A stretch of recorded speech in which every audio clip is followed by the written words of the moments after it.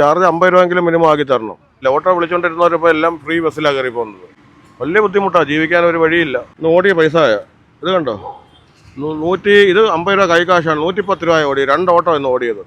2 മണിയായി 110 രൂപ ഓടിയത്. ചാർജ് വർധനവ് ആവശ്യപ്പെട്ട ഓട്ടോറിക്ഷ തൊഴിലാളികൾ സമരത്തിലേക്ക് പോവുകയാണ്.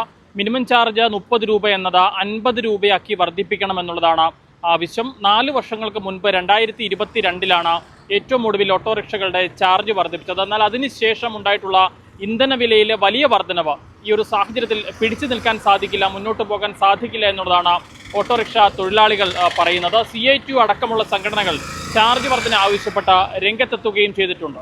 ഈ സൗജന്യ യാത്ര വന്നതോടുകൂടി ഓട്ടോറിക്ഷക്കാരുടെ കാര്യം ഭയങ്കര പരിമിതിയാണ്. ഓട്ടോറിക്ഷകൾ ഒരു സ്ത്രീകൾ പോലും കയറുന്നില്ല. അതും ഈ ഡീസലിൻ്റെയും പെട്രോളിൻ്റെയും വില, ഗ്യാസിൻ്റെ വില, അതുകൊണ്ട് ഓട്ടോറിക്ഷക്കാർക്ക് ജീവിക്കാൻ പറ്റത്തില്ല. അത് സ്വയം സമരം ഉണ്ടാക്കിയാൽ ഇത് സമരം അനിശ്ചിത കാലത്തൊക്കെ പണി മുടക്കി ചെയ്താലേ ഇതിന് വിജയം കാണത്തുള്ളൂ, അല്ലാതെ ഇതിന് പരിഹാരം കാണത്തില്ല. 4 വർഷം മുമ്പാണ് ഏറ്റവും ചാർജ് കൂടിയത്, അത് കഴിഞ്ഞ് ചാർജ് കൂടിയിട്ടില്ല. ഒരു കേബിളിന് കെട്ടണമെങ്കിൽ 20 രൂപയേ ഉള്ളൂ, കെട്ടണമെങ്കിൽ 100 രൂപയാണ്. ആദ്യം ഒരു ഓട്ടോറിക്ഷക്കാരൻ ആകെ ഇപ്പോൾ ഓടുന്നത് 650-700 രൂപ ഓടും. 700 രൂപ ഡീസൽ അടിക്കണം, 250 ഡീസൽ അടിച്ചാൽ അവൻ്റെ വീട്ടിൽ എന്തോ കൊണ്ടുപോകും?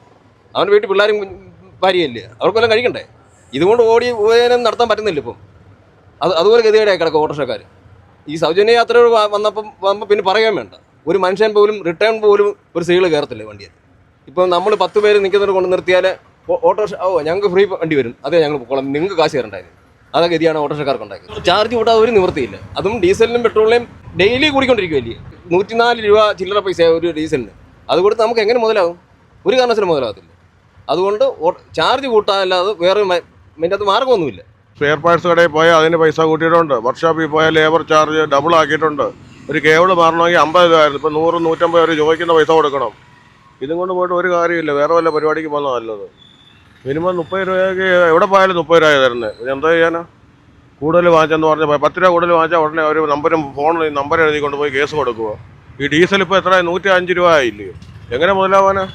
1 ലിറ്റർ ഡീസൽ അടിക്കുവാണെങ്കിൽ ടൗണിൽ കൂടെ കറങ്ങി ഇങ്ങനെ പോരാ. ഇങ്ങനെ പോയാൽ വേറെ വല്ല പരിപാടിക്ക് പോകുന്നത് നല്ലത്. ഇപ്പം ബസ്സിൻ്റെ പ്രിയദർശിനി ആക്കിയില്ലയോ, അതുകൊണ്ട് ഒരു മനുഷ്യനും വരുന്നില്ല. ഓട്ടോ വിളിച്ചുകൊണ്ടിരുന്നവരിപ്പോൾ എല്ലാം ഫ്രീ ബസ്സിലാണ് കയറി പോകുന്നത്. വലിയ ബുദ്ധിമുട്ടാണ്, ജീവിക്കാൻ ഒരു വഴിയില്ല. ഈ ഞങ്ങളെപ്പോലുള്ള സാധാരണക്കാർക്കാണ്. രാവിലെ വന്നിട്ട് ഓടിയ പൈസ ഇത് കണ്ടോ, ഇത് 50 രൂപ കൈക്കാശാണ്. 110 രൂപ ഓടി, 2 ഓട്ടോ ഇന്ന് ഓടിയത്. 2 മണിയായി 110 രൂപ ഓടിയത്. ഇതിൽ കൂടുതൽ എന്താ പറയാനാ? അതുകൊണ്ട് ഒരു രക്ഷയില്ല, ജീവിക്കാൻ ഒക്കത്തില്ല, ബുദ്ധിമുട്ടാണ്, വളരെ ബുദ്ധിമുട്ടാണ്. ഒന്നേ ചാർജ് കൂട്ടണം, ചാർജ് 50 രൂപയെങ്കിലും മിനിമം ആക്കി തരണം. ഈ ഡീസലിൻ്റെ വില ഇങ്ങനെ കൂടിക്കൊണ്ടിരുന്നതുകൊണ്ട് ഒരു പ്രയോജനമില്ല. ഡീസലിന് കൂടിയത് മാത്രമേ നിങ്ങൾ നാട്ടുകാരറിയുന്നുള്ളൂ. ടയർ കട്ട് ചെയ്യുന്നതിന് 1200 രൂപ എന്നുള്ളത് 1400-1500 രൂപയായി. ഒറ്റയടിക്ക് ഒരു ദിവസം ഒരു കട അടച്ചിട്ട് സമരം ചെയ്തു 300 രൂപ അത് ചാർജ് കൂടും. പിന്നെ ഓയിൽ 180 രൂപയ്ക്ക് ലൂസ് ഓയിൽ കിട്ടിക്കൊണ്ടിരുന്ന 250 രൂപയാക്കി. അങ്ങനെ സർവ്വമാന സാധനം, വണ്ടി മേഖലയെന്ന് പറഞ്ഞാൽ അതിൻ്റെ സർവ്വ സാധനം, ഡീസൽ മാത്രമല്ല. ആൾക്കാരറിയുന്ന ഡീസലിൻ്റെ കൂടി, പെട്രോളിൻ്റെ കൂടി എന്ന് മാത്രമേ മാത്രമേ അറിയുന്നുള്ളൂ. എന്നാൽ വണ്ടിയുമായിട്ട് ബന്ധപ്പെട്ട് എൻ്റെ സ്പെയർ പാർട്സ് കാര്യങ്ങൾ മൊത്തം കൂടി. വെളുപ്പിന് 6 മണി മുതൽ രാത്രി 9 മണി വരെ കഷ്ടപ്പെട്ട് ഓടിയാൽ 1000 രൂപ നമുക്ക് മിച്ചമില്ല. 250 രൂപയ്ക്ക് ഡീസൽ അടിച്ചുകൊണ്ടിരുന്നത് ഞങ്ങളിപ്പോൾ 400 രൂപയ്ക്ക് ഡീസൽ അടിക്കേണ്ട അവസ്ഥയാണ് വന്നിരിക്കുന്നത്. അതിൻ്റെ കൂടി ഇപ്പോൾ ഈ KSRTC ഫ്രീ കൊടുത്തു. അത് ഒരു വിധത്തിൽ അവർ പെണ്ണുങ്ങൾക്ക് നല്ലതാണെന്ന് പറയുമ്പോഴും അതിൻ്റെ മറുഭാഗം ഞങ്ങളെപ്പോലെയുള്ള അന്നത്തെ വക കണ്ടെത്താനായിട്ട് റോഡിലിറങ്ങുന്നവർക്ക് നമുക്ക് വളരെ ബുദ്ധിമുട്ടാണ്. കാരണം നമുക്ക് ഓട്ടമില്ല. 2 പേരെ ഇവിടുന്ന് മലപ്പുറയ്ക്ക് ഓട്ടം വിളിച്ച് പോകാമെന്ന് വിചാരിച്ചിരുന്ന അവർ ഇപ്പം 50 രൂപ കൊടുക്കേണ്ട, 60 രൂപ കൊടുക്കേണ്ടതിന് പകരം ഫ്രീ ആയിട്ട് ഇറങ്ങാൻ ഉള്ള സാഹചര്യമാണ്. അപ്പോൾ അവരെ സംബന്ധിച്ച് നോക്കുന്നുടനെ അവർക്കതൊരു ലാഭകരമാണെങ്കിലും നമുക്കതുകൊണ്ട് നമ്മുടെ ജീവിതത്തിന് വളരെ ബുദ്ധിമുട്ടുണ്ടായിരുന്നു. അതുകൊണ്ട് ഞങ്ങളുടെ ചാർജ് നിർബന്ധമായിട്ടും 50 രൂപയെങ്കിലും മിനിമം ചാർജ് ആക്കി തരണം. ഞങ്ങളെ സംബന്ധിച്ച് പറഞ്ഞാൽ ഒരുപാട് സർക്കാരിൻ്റെ ഭാഗത്തുനിന്ന് കടുംപിടുത്തങ്ങളുണ്ട്. നമ്മൾ ഒരു വണ്ടി ടെസ്റ്റിങ് പണിക്ക് എത്ര രൂപ ആകുമെന്ന് സാധാരണക്കാർക്ക് അറിയത്തില്ല, ഞങ്ങൾക്ക് അറിയത്തുള്ളൂ. വളരെ പരിമിതമായിട്ടുള്ള കഷ്ടം നിറഞ്ഞ ജീവിതം. ഇങ്ങനെയൊക്കെ ആണെങ്കിൽ ഓട്ടോറിക്ഷക്കാർ അവിടെ ഇവിടെയായിട്ട് ആത്മഹത്യ ചെയ്യേണ്ട വക്കിലേക്ക് എത്തിച്ചേരുമെന്നുള്ളതാണ് ഞങ്ങൾക്കൊക്കെ പറയാനുള്ളത്. ഇതിനെ എങ്ങനെ പരിഹരിക്കാൻ കഴിയും?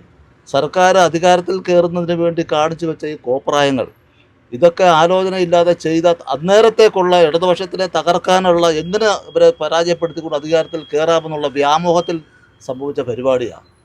അതുകൊണ്ട് ഇത് വലിയ ഓട്ടോറിക്ഷ മേഖല എന്നല്ല, ട്രാൻസ്പോർട്ട് മേഖല മൊത്തം സ്തംഭിച്ചിരിക്കുന്ന ഒരവസ്ഥ. പ്രൈവറ്റുകാരുടെ അവസ്ഥ എടുത്ത് പറയേണ്ടതായിട്ടുണ്ട്. അവരിതിനെക്കാട്ടിൽ കഷ്ടത. ഒരു വലിയൊരു വണ്ടി, ഒരു വാഹനം എടുത്തിട്ട് കഴിഞ്ഞാൽ 6-7 യാത്രക്കാരെ കൊണ്ട് ഒരു റൂട്ടിൽ പോയി കഴിഞ്ഞാൽ അവർക്ക് എന്താണ് വരുമാനം കിട്ടുന്നത്?